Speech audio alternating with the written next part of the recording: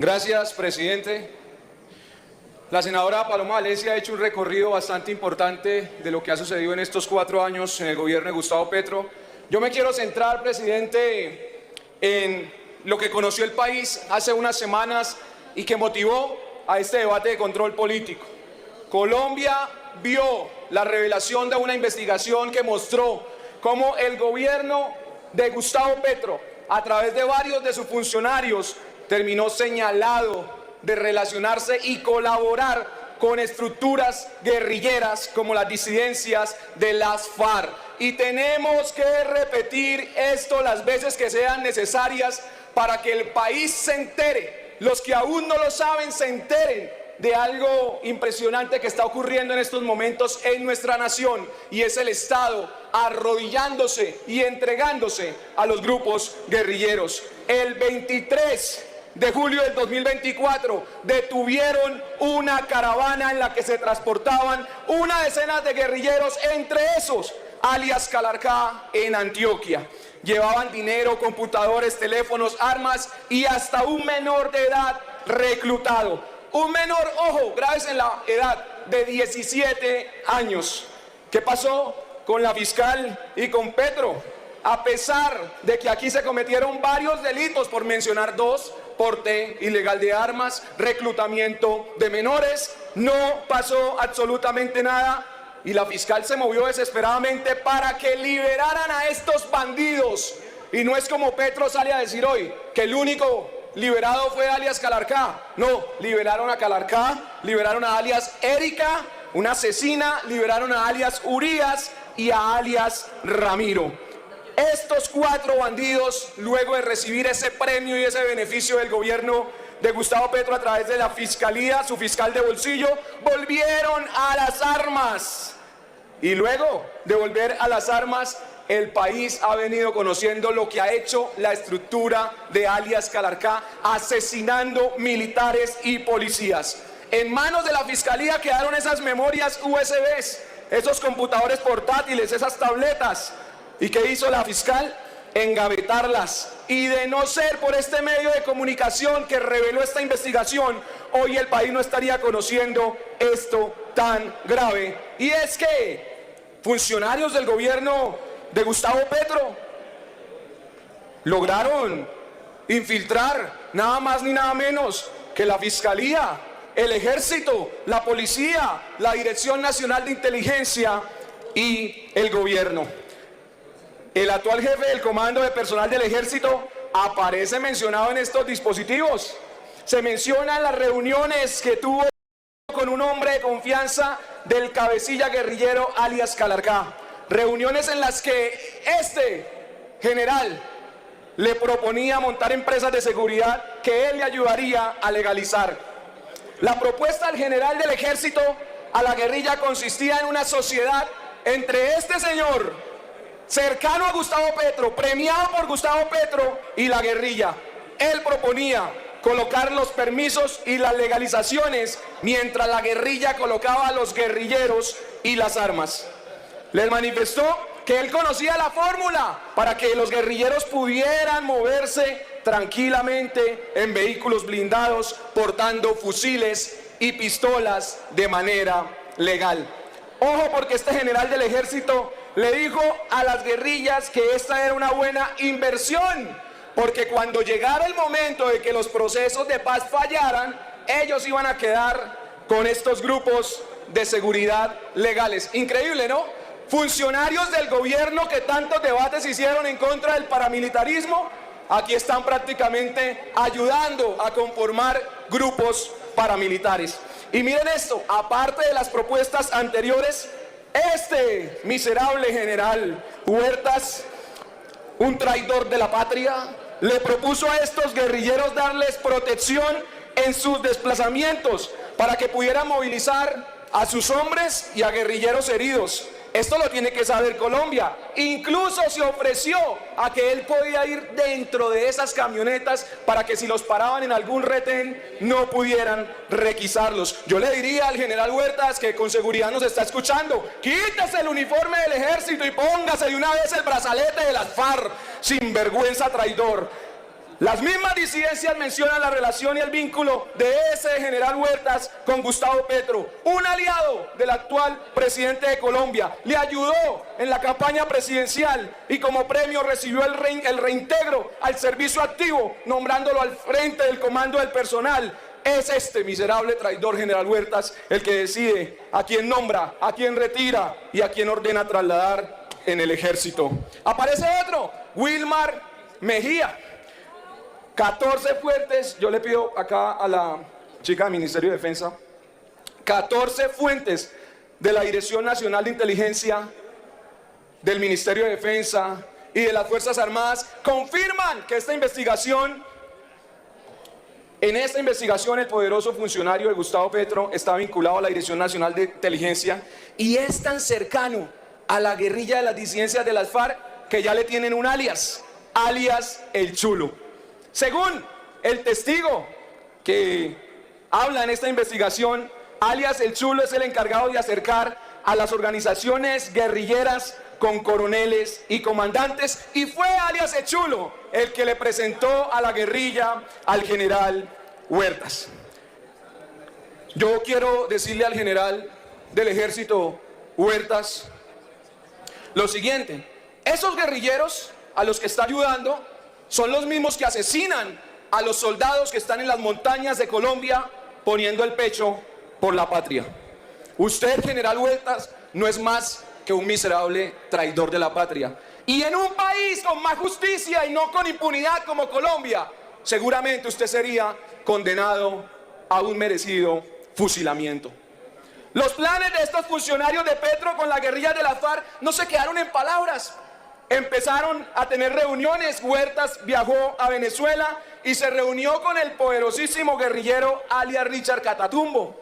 Y luego también viajó el amiguito de Gustavo Petro, Wilmar, a Venezuela para reunirse con otros guerrilleros y definir los presupuestos de cuánto le iba a quedar a cada quien con las estructuras de seguridad legales que iban a montar, que no serían más que grupos paramilitares. Las reuniones en Venezuela avanzaron también, que hicieron unas reuniones en Bogotá, y en esas reuniones llegó el director de Indumil, el coronel retirado Juan Carlos Mazo, otro funcionario que hace parte de estas instituciones que hoy se ven enlodadas en esta triste investigación. En esas reuniones empezaron a hablar de la compra de una centena de armas, una decena de fusiles y más de 80 pistolas. Empezaron a coordinar cómo sería la documentación para legalizar a estos guerrilleros, legalizar los carros, qué blindaje iban a tener las camionetas. ¿Cómo fue el negocio? El general Huertas, este señor Indumil, Wilmar Mejía, se encargaban de la legalización de todos los documentos y la guerrilla colocaba los guerrilleros y las armas. Muy grave, pero lo que me parece a mí más grave de esta investigación, para mí lo más grave, es lo que viene a continuación.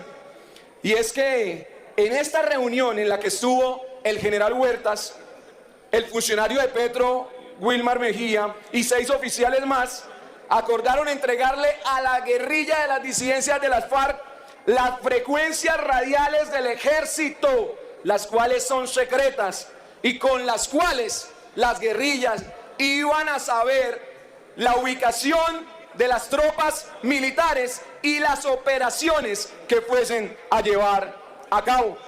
Gravísimo, porque ahí es donde entendemos por qué tantos militares de nosotros han sido asesinados. Desde el año 2022 hasta la fecha van 453 uniformados asesinados, siendo el 2025 el año donde más han tenido que morir policías y militares. ¿Quiénes los han asesinado? Las disidencias de las FARC y el ELN, las mismas guerrillas a las que Gustavo Petro ha venido dándoles diferentes beneficios.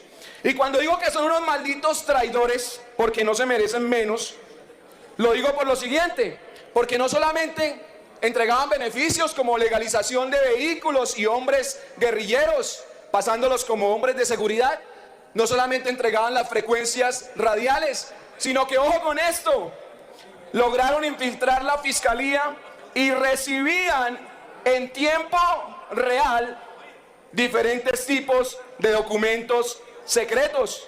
actas de procesos, teléfonos intervenidos, cuáles sí, cuáles no, documentos de inteligencia militar. Pero esto ya es lo más triste. Recibían las guerrillas las hojas de vida de esos suboficiales de inteligencia que estaban recolectando información para llevar a cabo operaciones contra las disidencias de las FARC. No solamente le avisaban a la guerrilla de las disidencias dónde estaba el ejército y qué operaciones iban a realizar, sino que también les avisaban cuáles eran esos suboficiales que los estaban investigando. ¿Para qué? Para que los asesinaran. Toda Colombia vio también cómo Iván Mordisco, a través de su cuenta de X, manifestó sentirse traicionado por Gustavo Petro. Después de ayudarle en campaña, entonces Gustavo Petro salió a tratarlo de traqueto.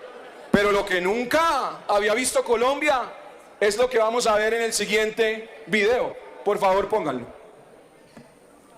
Por eso aparecen en los computadores de Calarcá. Yo tengo ganas de tumbar a Petro. Con otra declaración y las pruebas de los acuerdos que tenían en campaña el finado Majin Buu, lo tumbamos.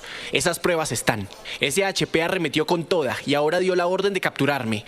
Y ese pícaro no se imagina que sí tenemos las pruebas. Todo se hizo a través de Francia Márquez. Ahí tiene para que lo analice sin fatigarse, con cabeza fría, mano, y analizar bien, pensando en lo que se viene o se deba organizar.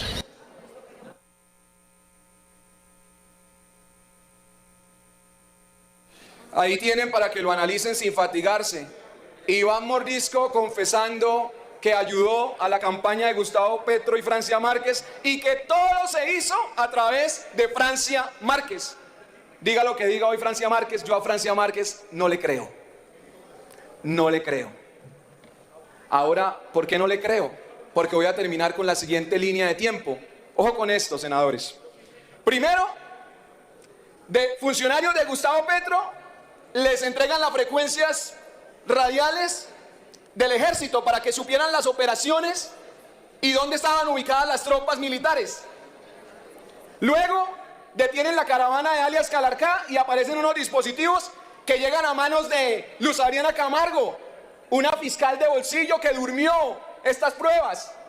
¡Ah, qué sorpresa! Tercer punto. Empieza Gustavo Petro desesperadamente, Paloma Valencia. Paloma, empieza Gustavo desesperadamente a ordenar bombardeos contra Iván Mordisco. 3 años en que no quiso bombardearlo, pero cuando reciben unas USBs con una información donde Iván Mordisco dice: tengo las pruebas para mostrar cómo le ayudamos a Petro y todo fue a través de Francia Márquez, Gustavo Petro dice: hay que matar a Iván Mordisco, hay que bombardear a Iván Mordisco. 13 bombardeos lleva. ¿Y sabe cuándo arrancaron? Un día después de que esta caravana fuera capturada. Entonces, blanco es, gallina lo pone y frito se come. ¿Cuál es el miedo de Gustavo Petro y qué está escondiendo? Porque ahora sí quiere matar a Iván Mordisco. ¿Y por qué no quiere matar a alias Calarcá o a los guerrilleros del ELN? Porque solo quiere callar al que dice tener pruebas y que va a cantar. Yo termino con esto. Gustavo Petro está desesperado. Él sabe lo que hizo para llegar al poder. Es que Juan Fernando Petro dijo: en la picota nos decían, entregamos el 90%, déjenos el 10% de los bienes. ¿Y que estaba en el proyecto de ley que nos llegó a nosotros, Paloma Valencia? Subir el porcentaje de los bienes con los que se quedaban los narcos. Por favor, esto no pueden ni salir a negarlo. Juan Fernando Petro lo confiesa y aquí vienen los politiqueros de la izquierda a traernos un proyecto para materializar el compromiso que hicieron con esos bandidos en la picota. Hoy, cuando Gustavo Petro está viendo que las pruebas están saliendo a la luz, y ojo que se tenga, yo creo que el desespero de llegar al poder es que no llegue un presidente que les destape las porquerías que tienen que estar ahí ocultas. Porque con seguridad, cuando se logre establecer una relación de Gustavo Petro con el narcotráfico, una pijama naranja es lo que le espera. Porque él mismo se encargó de decir que esas disidencias ya no eran grupos revolucionarios, sino grupos traquetos y mafiosos. Pues si él está vinculado y relacionado con esos grupos mafiosos, tendrá que ir a responder a los Estados Unidos. Sobre esta investigación que dijo que era un montaje, él se aprovecha de que puede tener una locución para engañar a Colombia. Y salió a decir que eso era inteligencia artificial. Quedó en un completo ridículo. Como dicen por ahí, una rasca mal desenguayabada. Porque la fiscalía sacó un comunicado en el que dijo: sí, Sí, existen esas pruebas, existen esas evidencias y se abre una investigación. Entonces, ni es montaje, ni es inteligencia artificial.